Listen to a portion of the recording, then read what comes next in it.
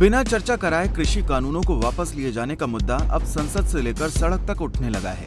विपक्षी दलों के नेता लोकतंत्र की दुहाई देते हुए सरकार को घेरने में जुटे हैं, जबकि सत्ता पक्ष के नेता सरकार के बचाव में लगे हैं। फतेहाबाद पहुंची भाजपा सांसद सुनीता दुग्गल का कहना है कि कानून वापसी के बाद इस पर चर्चा का कोई औचित्य नहीं बनता, इसीलिए संसद में इस पर चर्चा नहीं कराई गई।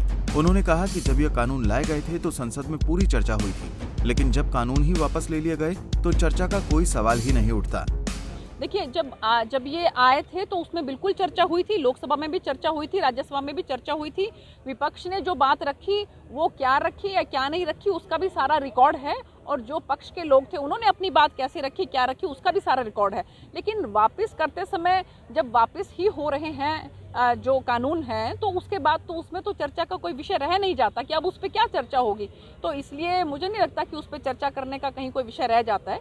तो इसलिए जैसे जो संदेश आदरणीय प्रधानमंत्री जी ने कहा था, तो इसलिए पहले दिन ही आप देखिए राज्यसभा और लोकसभा दोनों के अंदर ये जो है कानून वापस हो गए। जिन कृषि कानूनों को सरकार ने 14 महीने बाद वापस लिए हैं, उन कानूनों के विरोध में देश के किसान पिछले 1 साल से सड़कों पर पड़े हैं। किसानों के आंदोलन में सैकड़ों आंदोलनकारियों की जान चली गई है, मगर सांसद सुनीता दुग्गल का मानना है कि इन तमाम पहलुओं पर संसद के अंदर चर्चा की कोई जरूरत नहीं है। हालांकि इस मौके पर सुनीता दुग्गल ने किसानों से घर लौटने की अपील जरूर की है और साथ ही ये भी कहा कि अगर किसानों की कोई मांग है तो कमेटी के आगे रखें ताकि उसका समाधान हो सके।